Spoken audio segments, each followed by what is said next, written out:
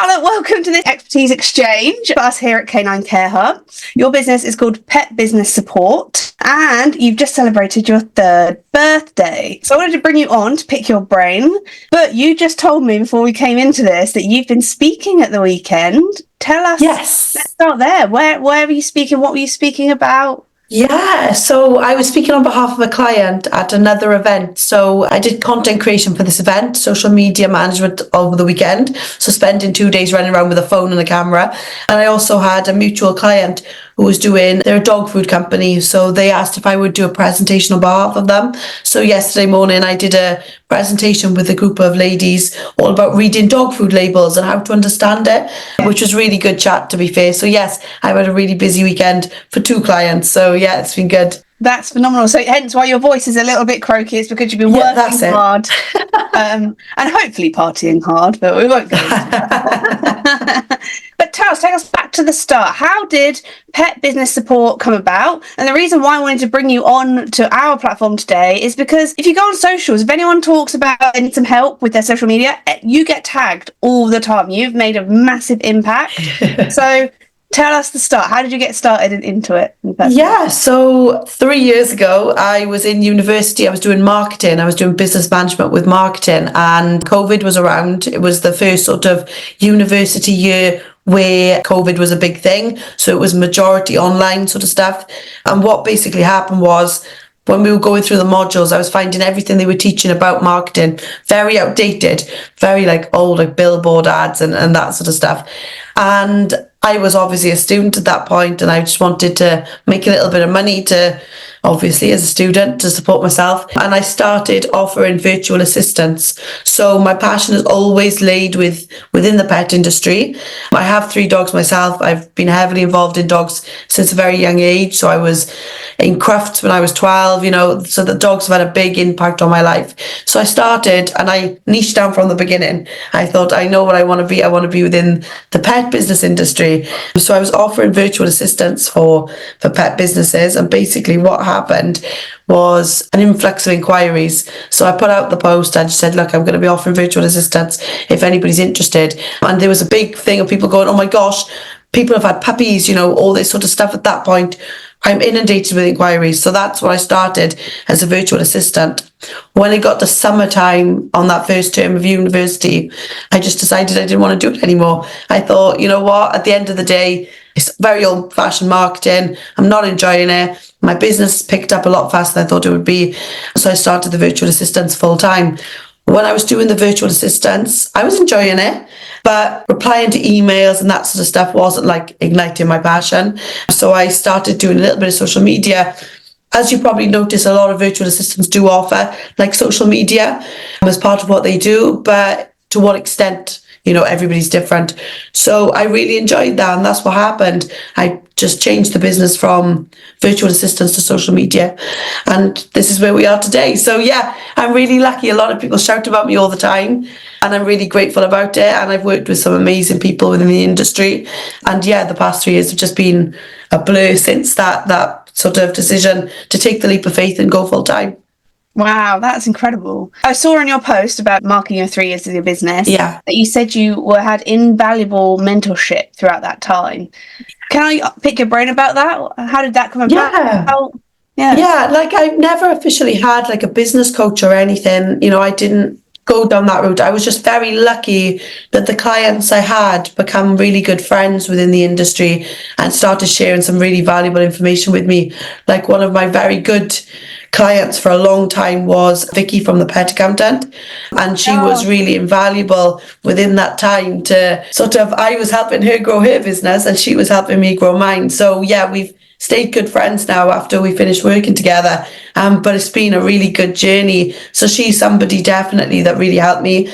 My mum is also heavily involved within the industry. So when I first started this business, a lot of my time was taken up by her work. She runs an online community for ladies who work dogs. So it's been, I've had mentorship that way as well. She's a long time advanced in her sort of business journey than I am. So she's helped me massively. But yeah, every client I've had has taught me something about business that I haven't known. And yeah, I've just been really lucky that we've sort of had this community to talk about ideas and mentor one another. And, you know, whenever there's a post in a group that I can help out on, I'll mentor that person and help them through that problem, social media marketing, whatever it is. I love that. Any top tips for anyone that wanted to start their dog business from scratch and go, I think I'm hearing some from you already about the activity, getting into groups, but is there anything specific that you would share with them? Yeah, like I'll go marketing specific because obviously, you know, that's my sort of passion, but making sure those pages are set up before you've announced yourself. I think Facebook and Instagram are invaluable for anybody starting a business, and they can be linked so they'll just run alongside each other. There's no need to like stress yourself out about having two platforms. So definitely make sure that everything is in place. You know, when you're talking, you've got your insurance, you've got whatever else you're going to be getting. Why not make sure those pages are set up as well? So that's the first one I definitely think about. The second thing I think is really important when setting up a business is to like go into those groups, join the groups, get a good feel, really understand your, not even just your competitors, but people who've been within the industry for however many years. And the third thing would be that like a lot of people who start their own business, they're overwhelmed with information, aren't they? They're like, whoa, this is a completely new world. So don't try and do everything at once. Like give yourself that time to breathe and go through it. You know, you don't have to know everything when you first start that business. You don't need to be proficient at TikTok or, you know, a master at Instagram. You can take your time and really sort of get to know those things before you use them. So yeah, they would be my 3 tips. Just take your time, use other people as much as you can, and make sure you've got everything ready for when you start. I love that. Thank you so much.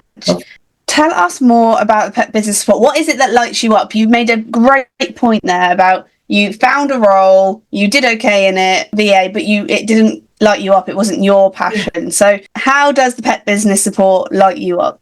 It's amazing for me, like obviously helping businesses with like replying to emails or whatever is the general VA sort of stuff was lovely, but I couldn't get sort of like value from myself knowing that all I'm doing is replying to an email. And of course VAs are worth their weight in gold, but what really lights me up is getting my clients the results of social media. So knowing that I've brought X amount of people to them, to their business, you know, or I've made that look amazing and their clients are saying, wow, that's fantastic. How did you do this? So whatever it is. So the thing that really gets me or really lights me up is helping people achieve results, helping them grow their businesses, and just being that person there that goes, you know what? It's okay. You know, you didn't get a post out today. We'll smash it tomorrow. Okay, this month wasn't great. Let's look at next month. Or like one of my clients this year, we've had amazing results. She's gone from like 500 followers on Instagram to 14.3 thousand. And that's been a journey that we've done together. And it's just every time I think about it, it makes me so happy. I love that. So if someone wanted to work with you, how would that process go? What's included? Yeah. So everybody's completely different. I don't offer like set package as such because everybody's journeys are completely different. So in terms of management, I have a waiting list in place now because of all the groups I get mentioned in, but I do offer a lot of coaching. So it's probably, you know, best me to speak about that a little bit more. So coaching again is dependent on the business. I have a little look. We do the first call, which is like an audit. I go through things that I've sort of spotted that I think, you know, actually you could do this or you could do that. And then from there, I build a plan based on that person. So like I said, there's no point me teaching you, you know, how to create a post if you're proficient in that. So it's all based off that audit call, how well that goes. And then we sort of plan a plan of how we can get you to where you want to be. Management, just to touch upon that, a little bit different. We have a call, we have a chat, get your goals, get your aims, objectives. That's normally, we start with a 3-month plan. We have a little look. Every month we then have a call, we see where we are on that plan, and we plan the content for the month ahead. So the good thing about having a good social media manager is you always have a say in that content. You know, it's never a case of you don't know what's going out. Does it align with what you think or your beliefs and stuff like that? Everything is approved by you and they hold your hand throughout that process. But yeah, so there's no, like I said, there's no set package. So it's just, everybody's different, and I really appreciate that within the industry. So I'm very fluid in terms of what I offer to people who want my help. I love that. You've got a lot of in-industry relevant knowledge. Yeah. Have you ever looked outside of the industry? Have you ever attended anything elsewhere that's been an inspiration to you? Yeah. So the majority of my clients are pet businesses, but I do have clients outside the industry. Like I work very closely with a team in America who run a PR agency. So that's completely different. I've worked with electricians, decorators, worked with a variety of people, but I'm always drawn back into the pet businesses, worked with like nutrition clubs and everything. It's really weird. But yeah, I'm a big believer, and this is probably quite good advice for anybody listening to this, that don't always just use your industry for influence or anything like that. Like have a little look at people who are smashing social media with outside of the pet business industry. Hairdressers, if you're a groomer, have a little look. All that sort of stuff I think is really important. So yeah, I have worked outside the industry. I do find, because I'm like a niche within a niche, that it's hard to connect with other people doing the same thing as me. So like next week or the week after, I'm off to Newcastle to an event called Atomicon, which is like a small business festival. Davina McCall and all that are there. It's going to be amazing. But they are places I go to find more inspiration to then probably bring back into the industry. I absolutely love that. And that's always a leading question, because that's something that I've done over my career, is I know like whatever works, it works across multiple niches, across multiple countries. And so, and I can just tell from the way you talk, you're so passionate about it, and it's brilliant. So I asked that question without knowing the answer, but I'm so grateful. And of course, that's why you're so successful, because you keep learning and growing. It seems like it's a constant process for you. Am I picking that up right? Yeah, you are 100%. And I think anybody of any industry, social media changes, like, it does people's head in, and I feel frustrated sometimes too. It changes so fast, it's unbelievable. So one day you think, right, I've got it nailed, I've got my strategy, I understand what I'm doing, and then Instagram will change. And it's like that thing. And then I've got people coming to me going, oh my gosh, oh my gosh, oh my gosh. They're panicking. I haven't even seen the change yet because my Instagram hasn't updated. So it's like, right, I need to now learn this process again to then pass on to my clients and my members of my marketing group and stuff. So it is a constant, but I wouldn't want to say battle, because I love it, but it's a constant change that you have to keep on top of. So what I did 3 years ago for clients would not work now. Or, things dependent on the client as well, because even though I'm saying like jumping from industry to industry, 2 dog groomers in 2 different areas will have completely different strategies, or 2 trainers in the same area will have different strategies. So it's about constantly keeping up with those changes, and that's not just for me to do, it's for anybody who wants to keep on top of their marketing to do as well.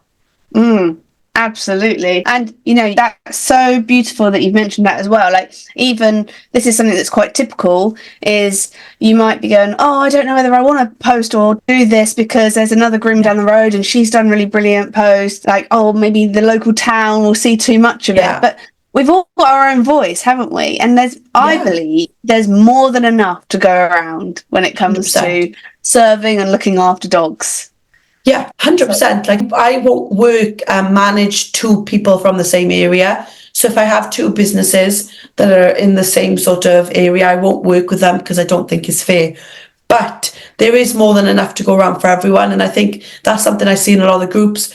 My Facebook isn't marketing properly, or Instagram isn't doing anything for me. And it's like, well, I don't know what you want those things to do for you. It's what you need to do for them, if that makes sense. So there's more than enough dogs going around. There's some areas where everybody's fully booked. I had a conversation with somebody last week, and they were saying, I've set up in this area because everybody else is fully booked. There are areas, there are dogs, cats, whatever it is you do, there's loads of them. So yeah, exactly that. There's more than enough to go around. Yeah, and it's interesting when it comes to marketing. So just as a background, I used to market gyms, and I used to move every 6 weeks. So I did it all around Australia, New Zealand, England, and Scotland. Wow. And the way that clients would interact on different social media platforms, in different ways that they could get drawn into the business, it changed. And you could be sometimes we only traveled like half an hour out from where we just were, and it's totally different. It's just crazy, and it's something that I often think you do need someone like you to know what they're doing. Yeah, I get spoken to a lot because people follow, like, I call them Instagram gurus, like people who say you have to post like 7 times a day and do 3 stories every 5 minutes and all the rest of it. And they really annoy me because yes, some of their information is valuable, but everybody is completely different. Everybody's algorithm works in different ways. So what applies for them, and when they go, well, I got 2 million new followers off this, it's like, yeah, but there are 2 million people trying to replicate what you're doing for your business. So they're not really people who are going to need their dogs groomed, trained, whatever. They're not that audience. So yeah, it's about staying away from the people who brand themselves as know-it-alls with social media. Like, gosh, I'm so, I don't know everything, you know. I'm still every single day learning something different, and anybody who proclaims to know everything doesn't know everything. So yeah, you're 100% right. You know, you could travel from here 30 minutes down the road and be in a little bit more of an affluent area. And I always find things like carousels and stuff work better in those areas that are affluent, versus reels work better in areas that, you know, that aren't so affluent. So it's very different, and everybody's completely different. So yeah, you're 100% right. You could travel 30 minutes down the road and a strategy not work there at all. Yeah. And it's like, got to test, isn't it? 100%. Experiment. Just keep experimenting. Absolutely. So what's the big vision, Charlotte? Where will you be in 5 years' time? Oh, I love that question, and I hate that question, because I love thinking about the future and I'm so excited about it. But I honestly don't know, because social media changes so much. You know, what I think is my 5-year plan could change into my 5-month plan, given the way it goes. So I would like to bring on some more people just to help me, because I've got a waiting list, and it's hard to do on your own, and I'm completely on my own. I don't have anybody else help me with things. But majority of my sort of growth plan now is my membership. So I run something called Canine Marketing Support, which is a monthly membership for canine-based businesses. It's really affordable. It's less than £20 a month, and that gives you access to 20 posts a month and also a masterclass. So at the moment, we're doing masterclasses where I do an audit style instead of like, what is a hashtag? What is a reel? You know, all those sorts of things. We're going into actual accounts from members with their permission, of course, and looking at their accounts, and everybody's getting advice off different people. And I love that. I think it's really sort of like collaborative, you know, that sort of thing. So yeah, so my big thing is to keep growing that. I've got 60 members now. So I was like, yay. And I'm hoping that keeps growing, because I think the biggest thing I find within this industry is it's hard if you can't afford things. So like, if you can't afford somebody to sit and hold your hand, you can feel really stuck. And that's why I brought Canine Marketing Support out. It was a way for me to help everyone. You know, if you add up a cost a day, it doesn't even come to the amount, you know. So Canine Marketing Support is something I'm really passionate about. It's got loads of resources in it. It's got loads of content in it. And it's just a way that you can get up off your feet and get going. I love that. Oh, well, we definitely want to check that out. So where do we go to join Canine Marketing Support? Is it just straight to the Facebook group, or? Yeah, so it's not a Facebook group. I've set it offside Facebook, because Facebook groups can be a little bit hit and miss, I find, for sort of making sure you get your information, you haven't missed anything. So it's sat on its own website, and then there's a WhatsApp group connected to it. But if you just go to Facebook or Instagram, type in Canine Marketing Support, I'm the first one that comes up, and you can find information on there about how to join. But I'll give you the link as well if you want it to put wherever, so that people can see it. But yeah, it's just straightforward as that, Canine Marketing Support, and you'll find me. Oh, Charlotte, this has been such a pleasure. I could chat to you all day. You're so vibrant, and I can tell that you're in the exact right spot for where you need to be. We're definitely going to be in touch. Some collaborations coming our way. Yeah, definitely. For sure. I appreciate you. Thank you so much for your service to pets throughout your service. Thank you. I'm all about that. Thanks for your time. Yes, no problem at all. And thank you for speaking to me. And again, apologies for my voice. I normally sound a lot more vibrant than I do right now. I think your voice sounds lovely, to be honest. Husky. Cheers. Thank you.